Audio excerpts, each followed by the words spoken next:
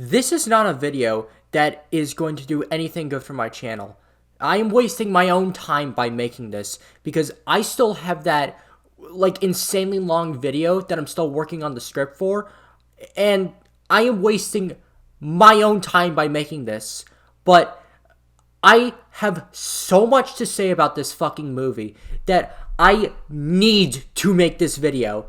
Now, I am trying to make this title as less clickbaity as possible, and also this thumbnail, so I hope I did a good job of that, because this is not meant to be made for you. This is for me. I have so much to say about this movie that I have to make this video, like I said. Now, obviously I'm talking about Scream 6 by the title, but the reviews for this movie have been really positive, so if you love this movie, I'm really happy for you, and I don't want to shit on something that you love. So, like, please do not watch this video if you love this movie, unless you're looking for something to be angry at. In that case, fuck you too. But I have not felt this way about a movie since Hellboy 2019 and Holmes and Watson from 2019. Or 2018, which I consider to be two of my favorite hilariously bad movies. Like, so bad that it's good. However, this movie, it's so bad it's good for me. It's just that I was baffled watching this movie. Again, do not watch this if you love this movie. I am really happy for you that you like this movie. I can't even say that I hated this movie, but I hated a lot of parts of it. I hated like 90% of it. Now, I'm going to talk about the movie, and I even wrote notes. I wrote notes during the movie because I have so much to fucking say about this. Just for my previous thoughts on the Scream movies, I've only seen 1, 5, and this. I love the first movie. I still haven't seen 2, 3, and 4. I'm planning to get around to it at some point, but I just never felt the need to because I love the first and I didn't really hear anything good about the second, third, or fourth. And then the fifth one came out, which I skipped originally, but I just finished watching Wednesday. I binged it all like in a day, and I wanted to see more of Jenna Ortega, so I decided to watch Scream 5, and I thought it was bad. But, you know, I was craving another horror movie. I needed another horror movie fix. I knew I was probably going to hate this, but I was optimistic because it was getting such good reviews. And I'm making this video. So the movie starts with Samara Weaving going on a date, which, first of all, I was surprised to see Samara Weaving in this movie. I hope I'm saying her name right. But if I'm not, I'll obviously correct in the future. Anyway, but I was very surprised to see her in this movie because I didn't see anything about the cast leaks. I know there was a leak for this movie, which, by the way, spoiler alert for the entire movie, if that's not obvious. But again, I haven't seen any leaks for this movie, so had no idea she was in this movie. But it makes sense seeing like her little ready or not kind of Easter egg that one of the people are wearing in like the subway during the Halloween day in one of those scenes. Anyway, so she's on a date, and you know she gets the phone call, which obviously is obviously going to be Ghostface, and they call this out, but she goes into a fucking alleyway after being like lured there by her like date, who says like, "Oh, I'm lost, but I'm in this alleyway now.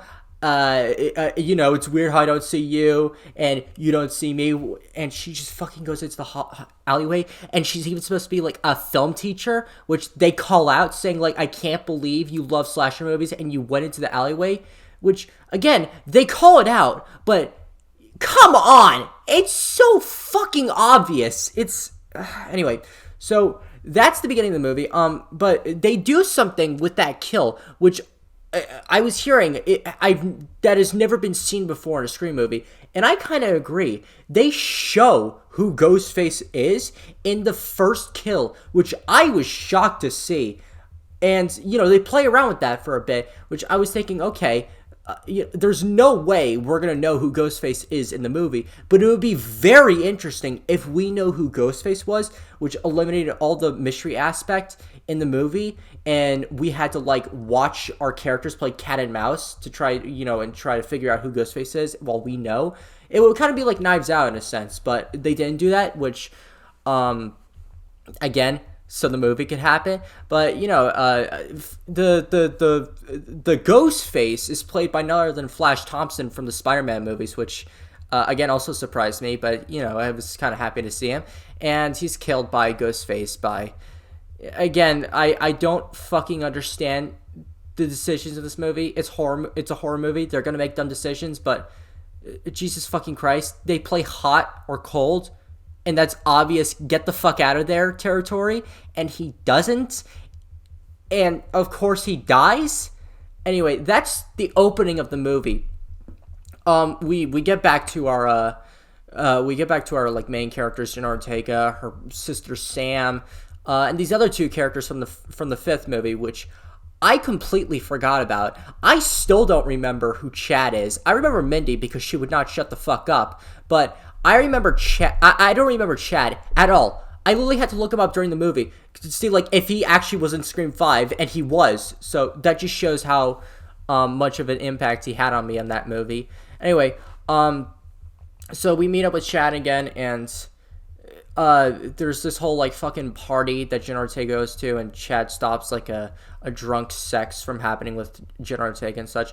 They go back to the apartment, and I'm bringing this up because this is where I started to really, really roll my eyes, because it's supposed to be like this romantic, sexual tension scene between Jenna Ortega and Chad, where like, they're gonna get together, right?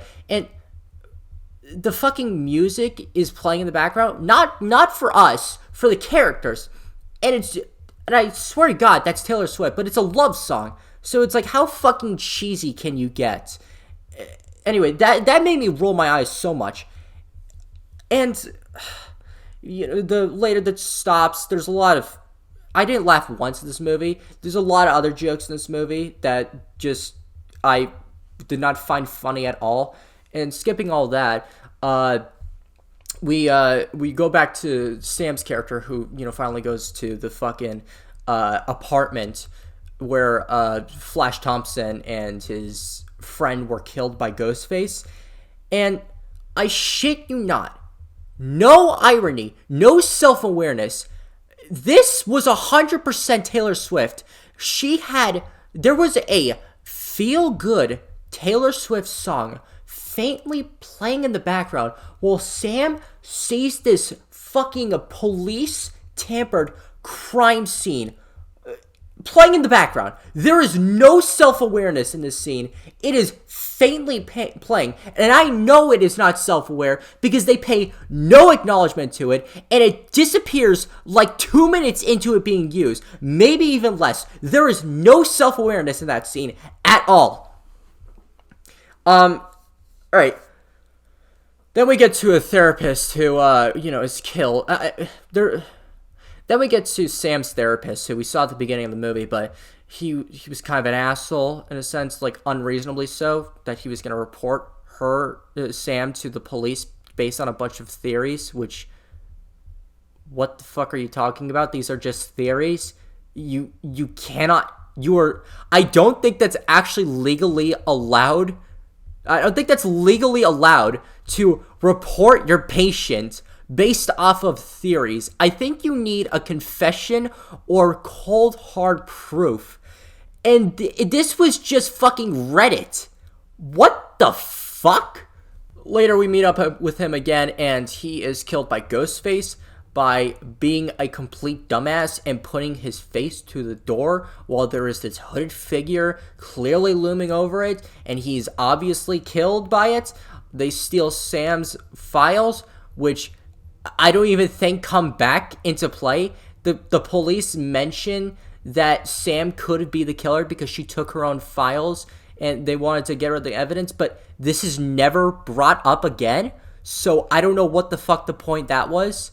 Sam and Jenna Ortega, her name is Tara, by the way. I just keep calling her Jenna Ortega because I'm so used to seeing her face and saying that's Jenna Ortega. Anyway, Sam and Tara are interrogated by the police, and I had my suspicions immediately about the detective because he, like, first of all, he's this old guy. He's this older guy who's a police force guy, and he could easily probably grab evidence, and he constantly is talking about who is safe in terms of not being a suspect and who's not, and he rules off his own daughter, which makes sense in real life, but in a horror movie or murder mystery movie, that's always a red flag. Whenever someone says this person could not be the killer, they're always the killer.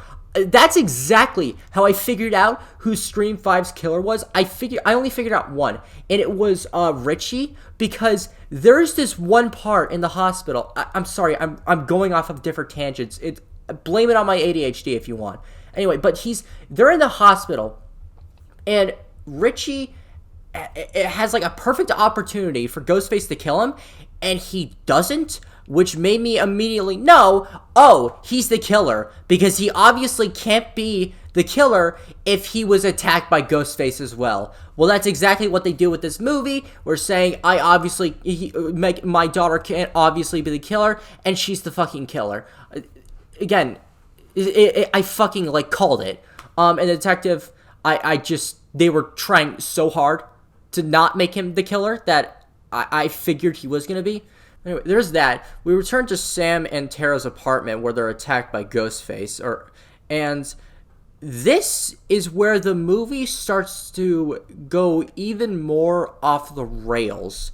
Like, the most common complaint I'm hearing about this movie is 100% accurate, and that is people will not die from stabs. And that is 1000% true. I thought it was going to be like, okay, he was stabbed 4 times and didn't die. Okay, no, there is a fucking, in the apartment with Ghostface, a girl has her stomach stabbed, and he goes up, and she is alive and walking and breathing. No intestines fall out, no guts, and she is fine. As self-aware as this movie is, and again, I have a lot of problems with how self-aware this movie is because I don't think it works. There is no self-awareness in how absurd some of these, like, stab wounds are. Wounds when they should be fatal wounds. In that same scene, one of their roommates named Quinn, who is the daughter of the cop, is killed, which, again, I figured out she was the killer because not only were they trying so hard to say, like, she can't be a suspect, but it's also the fact that they don't show her kill. They do. I will give them credit. It was satisfying for this, but Sam's boyfriend lives across, like, right across the apartment, which is convenient, but he sees Ghostface attacking or stalking Quinn, and he actually calls people and just banging on the door saying, hey, there's a fucker trying to kill you in there. But the other characters are dumb as shit because they hang up the phone at the one time they need to pick up the phone so they can build some fucking bullshit tension. Off-topic rants. Anyway, but that was satisfying. But again, as much as they show the boyfriend banging on the window saying, you need to look, and, like, you know, they show pictures that he took, that he sent to the group of Ghostface, like, attacking Quinn.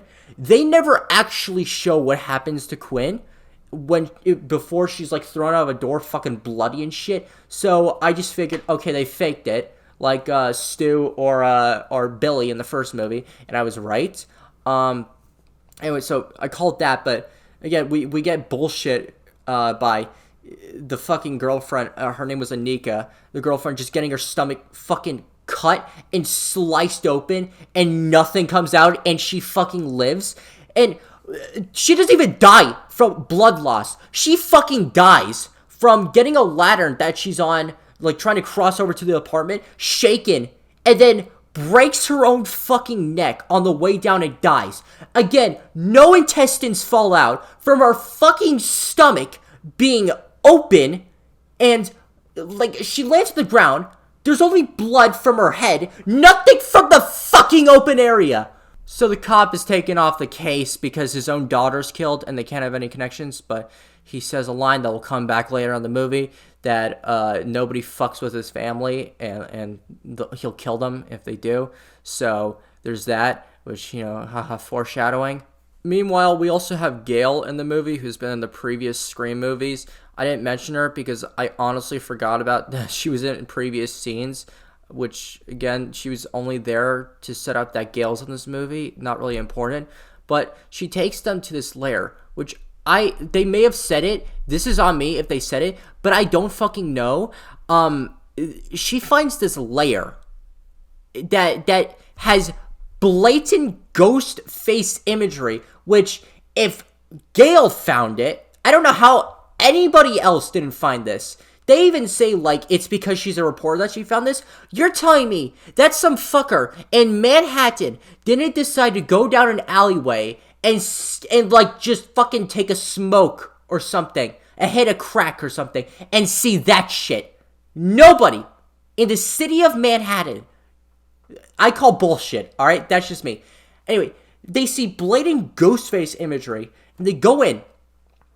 And this line made me laugh in the trailer because of how stupid it was. And nobody talks about it. There's so many stupid lines in this movie. There are more that are coming up in this fucking video that I'm going to talk about.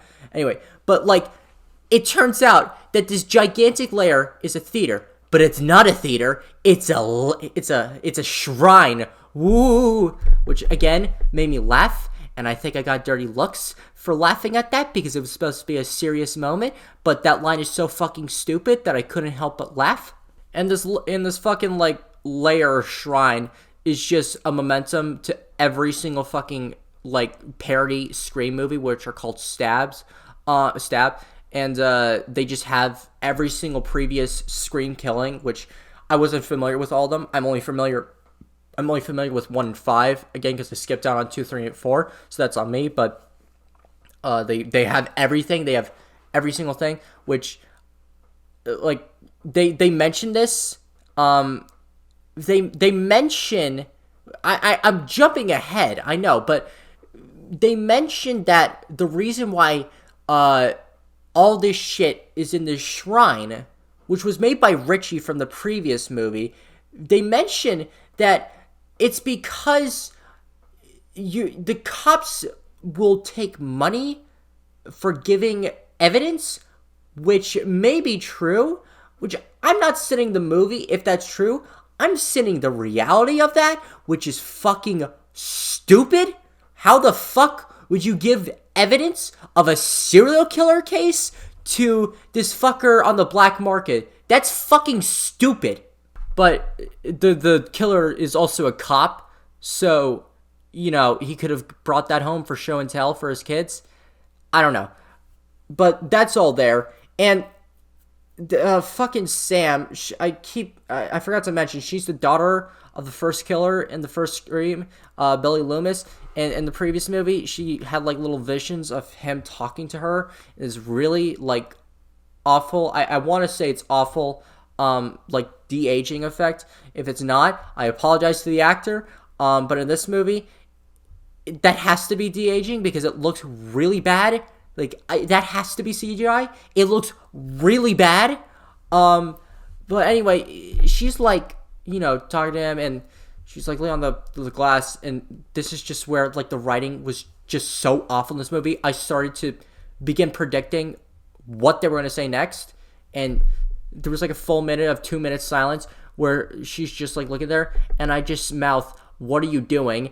And Tara immediately says, "What are you doing?" And I just bursted out laughing. Again, getting dirty looks from the audience, but the writing was by far the worst part of this movie.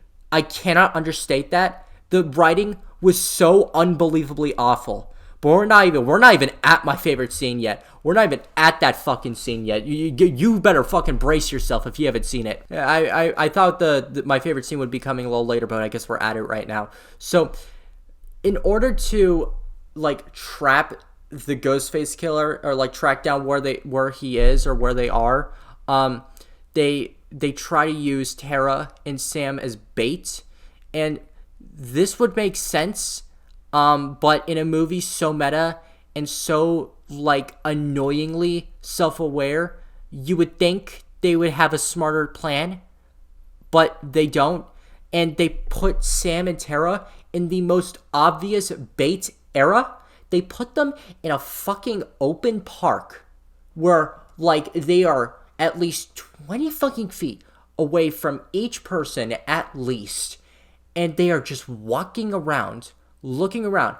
You are telling me that if they weren't bait, you're telling me people who have been attacked twice in, like, a day are going into a park, looking around, saying, what a nice Sunday this is! That's the first part of how beautiful this scene is.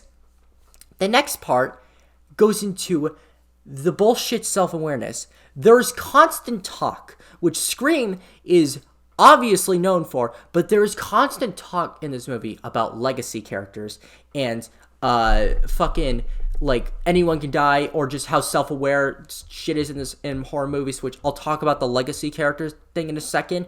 But they do the shit that I hate the most about meta-comedy. I like meta-comedy when it's done well. I literally just watched Animaniacs Season 3 last weekend, so I know I've not just grown out of meta-comedy. It just needs to be done right.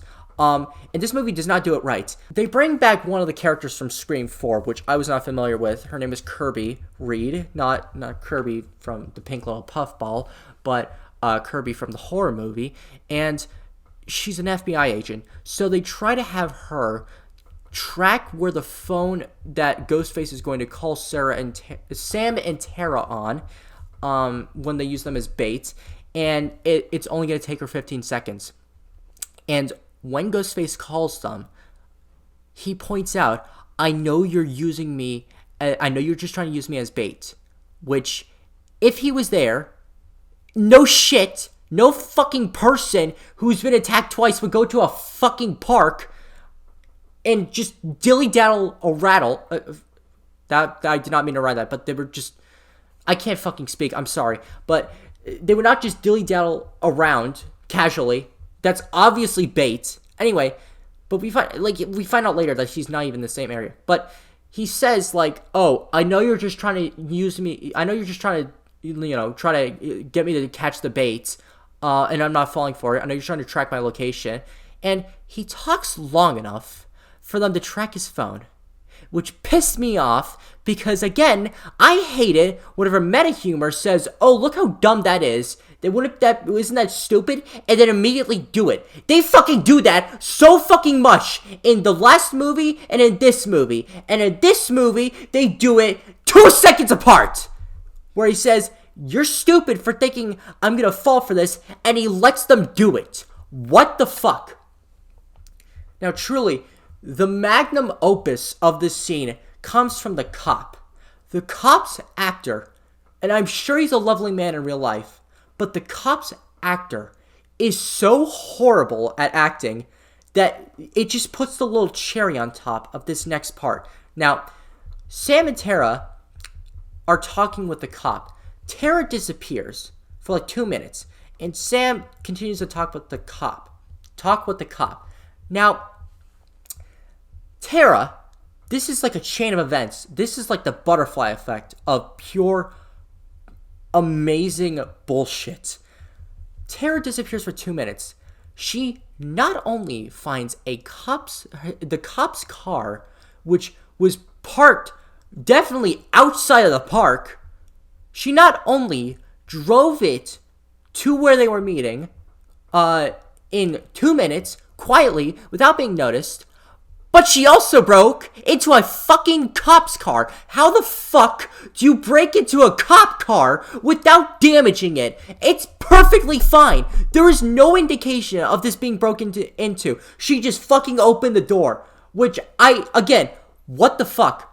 And, Tara says, like, okay, get in, because we find out later that Ghostface's next target is Gail, because she's on the other side of town, and that's where the phone call is being tracked, so they need to go. Sam runs to the car.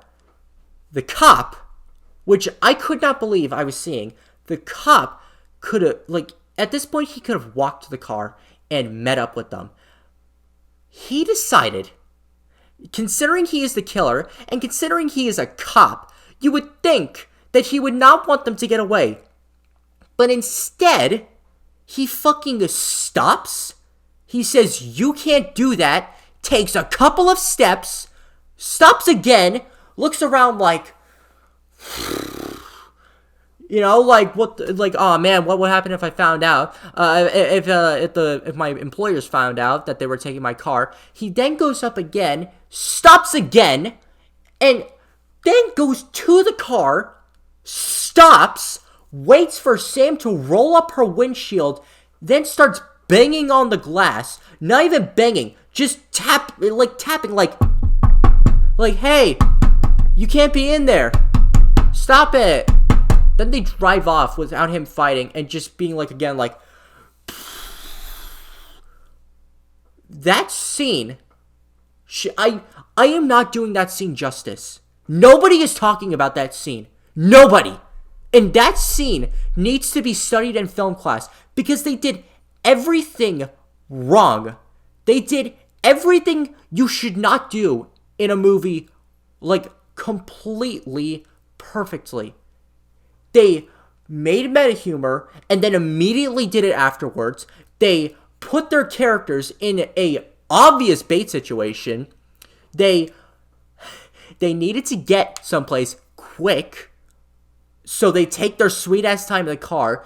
But the cop, who is the killer and also a cop who you would think would not want them to escape, fucking takes his sweet ass Winnie the Pooh time getting there and does fuck all to stop them.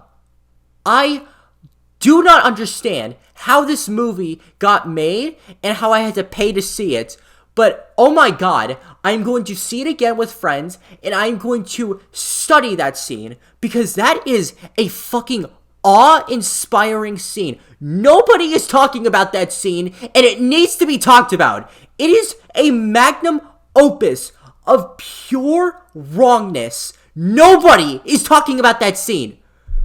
I've talked about it already with two people. It is past 11 o'clock here in Maryland, so I'm very tired.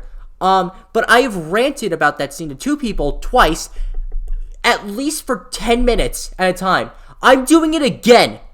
That's how fucking insane this scene is. Moving on from that absolutely beautiful scene, somehow Sam and Tara don't have Gil's number, other than the fact that, you know, like, I'd understand if they don't want her number because she's a reporter, she only wants them for stories, but you should still keep her number because you're both targets of Ghostface, and because this shit is happening again, so that's just so the movie can happen. But Gail is obviously attacked in her apartment by Ghostface, and she does a little cat and mouse chase with Ghostface, and she locks herself in her own room. She has a little safe with a gun in it, and this was only put to build suspension, except it wasn't even suspension, to build suspense. This wasn't even suspense at this point. This was, how fucking dumb can our cartoon-ass Tom and Jerry characters be in this game of cat and mouse? She fumbles around with putting in her input lock. Her own lock. I can understand if you are in a chase scene, like with a lock where you just found out what it is, and it's tiny. This is a full-on buttons are gigantic. There's 5 of them. You're locked in a room, safe, and you fumble a 5-button, huge-ass fucking Australia-sized buttons, and you fumble with that. I cannot believe that this movie is getting amazing reviews and saying how self-aware it is. All the self-aware shit in this movie falls flat. And all of this stuff they mean to be serious should have been self-aware. There is no self-awareness in the truly awful parts in this movie. And the self-aware parts are awful as well. I do not understand how people are praising the shit out of this movie. Like, Ant-Man and the Wasp, I thought was overhated. This is the movie I don't understand why it's getting amazing reviews. But Gale gets her gun, and she shoots Ghostface. There's a little chain of events that plays out here, which happens a lot during this movie, and that is, she gets a call from Ghostface. Instead of, she shoots him again, but he says, like, oh, what if I'm wearing a bulletproof vest? She shot, like, all around an area, which I don't know how the fuck that would have missed his bulletproof vest, but okay, buddy. And she then, this is in the trailer, you can look it up for yourself. She then announces to him that, like how do you know you didn't shoot me in the bulletproof vest? That's why I'm going to shoot you in the fucking face. She announces that 5 seconds apart and then decides to shoot it. Then, like the genius the script writer is, she decides to open the fucking door and leave herself exposed, which leads her to, obviously, being stabbed and attacked, which, again, the characters are immortal in this movie because she's dabbed, I wish, but she is stabbed multiple times in very lethal ways and does not die. She even manages to get back up and fucking stab Ghostface. And then, when she is fucking impaled, manages to full-on strength block a knife from going to her fucking face. She holds off a Ghostface who has been stabbed once compared to her who's been stabbed multiple times. I don't fucking understand how nobody looked at this movie and said, maybe you should rethink that. But then, Dragon Ball Z teleportation comes in, because Tara and Sam arrive at the nick of time and stop Ghostface, but Gale dies. But I'm going to backtrack and talk about the teleportation, because this is New York. You do not get from one place in the city all the way to the other in a car in 30 minutes. You do not. On Halloween, where people can barely go 5 minutes without, cannot go 5 minutes passing, 5 blocks. You should be able to pass 5 blocks in 5 minutes. That's not the case in New York, because everyone is moving as slow as they fucking possibly can, and everything is packed. So there is no way in, at least 30 minutes that they got to the apartment and stopped Ghostface right at the nick of time in New York, in a car. You cannot tell me that. Gale bleeds out and dies, which, they try to say that maybe Gale survived at the end, because the killers say, we need to go back to the hospital and make sure that she's dead, when they literally check her pulse and confirm she's dead. They don't say it, but they act like she's dead. So, I don't know what the fuck you were trying to, blue ball people into, but okay. And this, I wrote in my notes, because I really had to specify, the writing is so fucking awful in this movie. I can't remember every line, but I wrote down a couple later that comes up, because they're just so fucking, baffling at how they got to the script. I cannot stress enough, it's not just the dialogue. It's the setup, it's the scenes, it's the script, it is everything in the script. It is so fucking awful. So, trying to make up for that last part and getting anywhere in 30 minutes in a car in New York, they try to make up for that in the subway part, because they only did this to build suspense, and I'm angry that they only did this to build suspense in a very cheap and lazy way, but it makes sense in New York. The group has to go down to the shrine. I'm sorry, that's so fucking stupid. But they have to go down to the shrine, and they get called there. So they have to take the subway, and the group gets split up into 4 and 2. 2 of them are Mindy, one of the twins, and this other kid who all we know is that he says he's not the Ghostface killer. everyone's pointing him as the Ghostface killer. I figured he wasn't the Ghostface killer because of how everyone was trying to point him as the Ghostface killer. And the other thing we know is that he says, I don't want to die a virgin, which I'm bringing up for a reason. And Mindy and him get trapped in one cart, and Jenna Ortega and the rest of the group get trapped in the other. And somehow Ghostface, Ghostface follows them into them, follows Mindy and Ethan into it, which I don't understand. Like, Ethan turns out to be one of the other killers. There's 3 killers, which I called near the end. But anyway, I guess Ethan could have told that the Ghostfaces that they were going to the subway, but I don't understand how, like, as crowded as the subway as that was, where 2 of the people got split up from people who were just inches away from them. I don't understand how Ghostface, who could have been tracking them, got into another car with them as well. That doesn't make sense to me. Anyway, they definitely try to have this, like, gimmick scene, which I usually really like, but in this, it was so disappointing because you can do a lot in a subway. Look at Joker. But they play around with this light effect where, like, it happens a lot in horror movies, but, like, the lights on, lights off, lights on, lights off, lights on, lights off, killer's there. They did it on Halloween in 2018, which a lot of people love. I like it. I don't think it's anything too crazy. Maybe it's just because I've seen it so much now. But they do that again. But it's done in such a lazy way where the lights are flickering. They're, like, flickering, on and off. And all of a sudden, they just start getting turned off for longer. But that's only when the ghost face actually starts to move. So unless he's, like, a poltergeist, that's just the fucking script being lazy again. But, Ghostface sneaks up on Mindy and stabs her. And I gotta give credit. This is an incredibly New York reaction from people. Ethan sees Mindy bleeding out, and he's calling out for help. And people are just looking at them like, what the fuck is your problem, dude? Get over it. You're so fucking weird. Which, again, is a very New York reaction.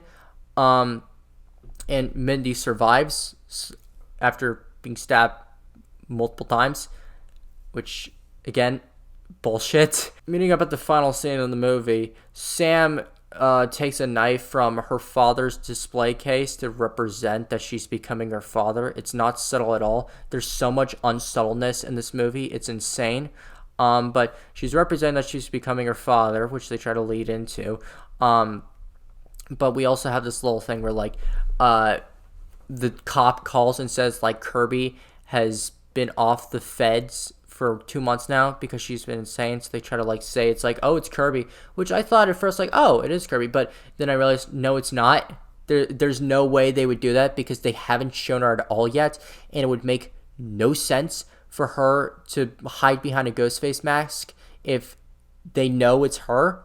Like, that's when she pops out, when Ghostface pops up again, that's when I figure that, like, there's no way it could be Kirby because she would not conceal her identity. Like, she already has a shit ton of blood all over her or something. There's no fucking way she would want to just cover herself up. I may be wrong. I don't think she had a lot of blood on herself. I thought it would be because she would want to wear a mask because she wanted to get a lot of the blood off of herself, but I just don't buy it. But anyway, that's just what I figured out. Ghostface stabs Chad after Jenna Ortega and him kiss, which, again, I don't care. But Chad is stabbed by 2 Ghostfaces, which made me realize there were 3 because there's no way they would just reveal a second one that quickly and that without a surprise. And I knew there had to be a 3rd Ghostface eventually in one of these movies, but Chad is stabbed by 2 Ghostfaces, and he fucking lives again, which, again, what the actual fuck? But Jenna Ortega and Sam just escape, and they meet up with Kirby, who is trying to claim that she was attacked, and the cop shows up. They have a little exchange, and the cop shoots fucking Kirby multiple times. And spoiler alert, she doesn't die because nobody fucking dies in this movie. And they reveal that it's all a big family effort. The dad, who's the cop, Ethan is in on it, which I was surprised by because, again, he was such a red herring that I'm surprised he was not. And Quinn is revealed to be alive, which I called. And they revealed that they were all Richie's family, which I figured out, like, kind of before they said it. I'm not trying to sound like I'm bragging, especially in Scream 6. Who the fuck is gonna care? I'm saying this because I want you to realize how fucking awful and, like, predictable the script was. I did the same thing in Scream 5. But anyway, they reveal that this is all like an effort to get back at to get back at Richie's killer. I kind of zoned out for a second, so I don't know exactly why they killed people or something. All I know is that they want a revenge for Richie. I missed something. I know I did, because I was just kind of thinking about, like, how the fuck did I pay money for this movie? But that's on me. So I missed that. But they have a whole little chase scene. During the chase scenes, by the way, there's like a projector going because it's in a theater. And this happens a lot during the movie. And I wrote this down near the end because I noticed how much it was happening. There are so many sudden cuts to just pure brightness. I thought the fucking fear of God was finally striking into me and I was seeing the lights. But no, they just would go from black to boom, light. They did that in the park scene. They did that here multiple times. It happened so much. I had to point it out. Like, I had to go like this because of how sudden each of the changes were. But this is where a lot of the pure stupidity and dumb decision-making come in. Like, multiple times, characters have a gun, and the other one, who is Sam in this case, she has a knife. You don't want to know what they do? You want to know what Quinn does in a situation where it is literally you brought a knife to a gunfight situation? Sam charges towards her with a knife, and Quinn charges back with a loaded gun. And I know it's loaded because once they finally meet, the gun fires off. All she had to do was this. Bang! That is all she had to do. She could have just stayed there. She could have backed up. She could have done anything except charge at her like she was holding a knife gun. What the fuck? And Quinn dies, but I was mentioning a lot about legacy characters and the lines in this movie, which, first of all, legacy parts, the characters don't talk like actual human beings in a real world. They constantly talk about, like, oh, we're in a franchise now. You know, anyone can die. Legacy characters, main characters such as Sam and Tara can die. Nobody fucking talks like that unless you're in a movie. You do not know you're in a movie. You think you're being reenacted in a movie, but nobody talks like that in real life. You are a complete movie script character in that scene. Anyway, but the other lines come in I shit you not, when Jenna Ortega is being dangled from, like, a fucking roof or like this other floor, and Ethan is trying to stab her or slice at her with a fucking knife. I shit you not, he says, I've always wanted to stick something in you, Tara. People laughed at that joke. I did not laugh at that joke because I thought it was sexist or misogynistic or it was clever. I legitimately got pissed off at that line because someone thought that was hilarious, and I know they were trying to make fun of men, which hypocritical and fucking bullshit. I do not care if you make fun of men, but you better make sure you're making fun of men like how you would make fun of women. I'm on the sides of everything should be made fun of, and this is not how you do it. Anyway, but Jesus Christ, I cannot believe that was a line that was written in a movie. In a movie I paid to see. It improves itself in Jenna Ortega's final line when they stab each other and, she gets the killing blow. Remember how I talked about how Ethan mentioned he didn't want to die a virgin? Guess what our final line is? Now you can die a fucking virgin. Brilliant filmmaking. You took that line from the beginning of the movie and you carried it on your back to here for a final badass line.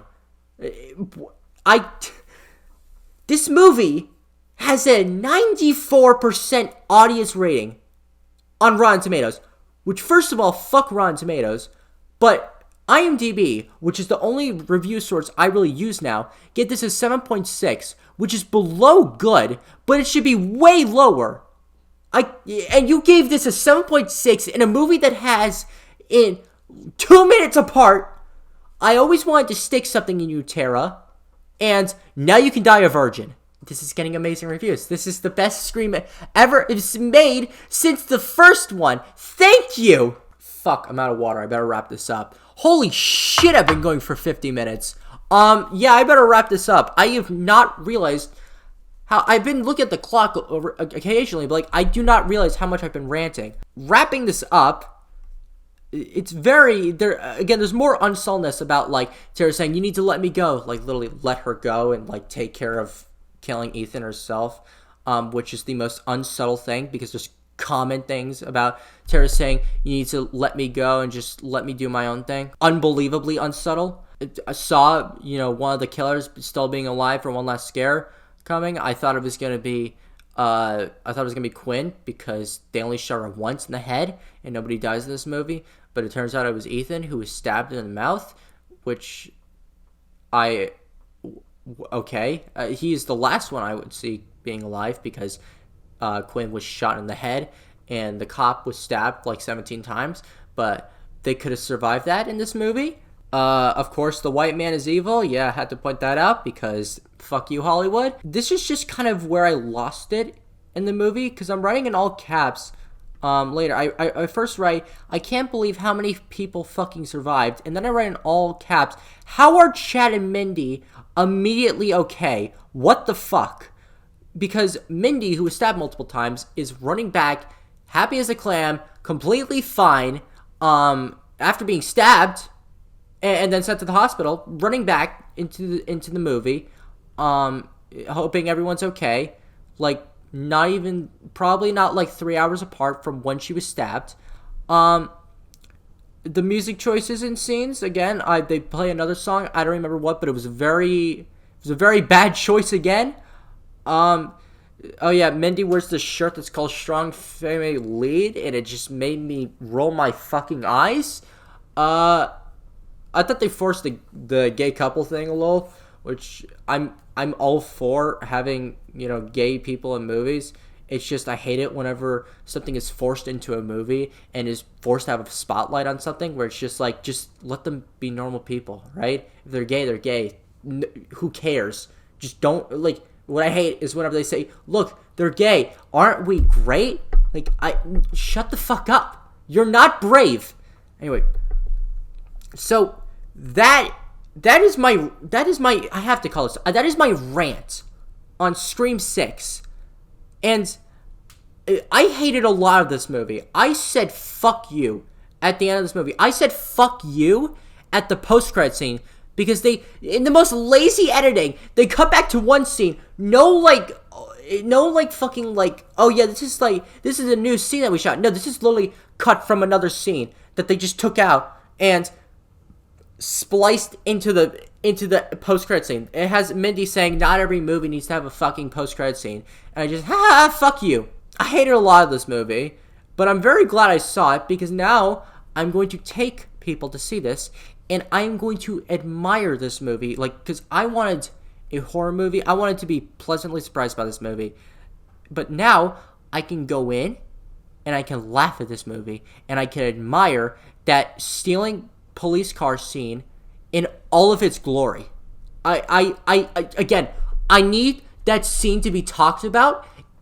I don't understand how nobody is talking about that scene. But some things I liked about it, I guess 53 minutes into this video, as I'm recording, I'm obviously going to cut this. It cuts out some parts because I'm drinking water.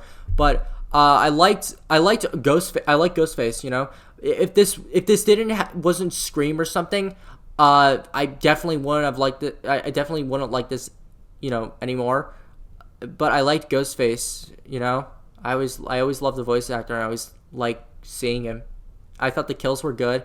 I liked Manhattan and having more of a playground to go around in. It made for more interesting scenes. I thought Ghostface with a shotgun was fucking hilarious, so there's that. And there was one other thing. I can't remember at the top of my head, but I'm trying to think about what it was. Oh, right. I loved having Dead Meat have another cameo in this movie. It's at the end of the post credits. It's at the end of credits that people point out that it's like thanks to James and Chelsea. But there's this when the therapist is like about to be killed, there's this little box on the TV set, and it says Dead Meat, which I saw, and it just made me smile because I've been watching Dead Meat for almost over 5 years now. So I'm very happy that they're getting so popular. They're showing up in these kind of movies. So that made me happy. But again, there's so many problems with this movie. I've not felt this way about a movie since Hellboy 2019. I'm going to be this is a movie I'm going to be rewatching scenes from. Not all the scenes, because some of them are just legitimately awful. But the scenes like the stealing police car scene, I'm going to be watching for years because it is like The Room and Neil Green inspired this script writer and the actors and the director all to make that one scene.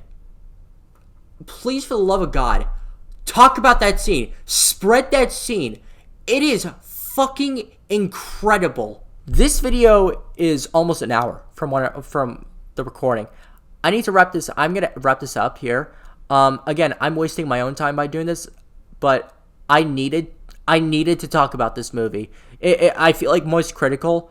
You talk about Moonfall right now, but this is a very lazy video. The only part that's gonna have any effort into it are the cuts I'm gonna be making, which will probably take me I don't know. It'll be very quick for me, but you may see this later. But I needed to talk about this movie. I had so much to say. I actually could not help myself from making this. I got out of the theater. And I could not stop thinking about this movie. It is fucking unbelievable how this movie got made.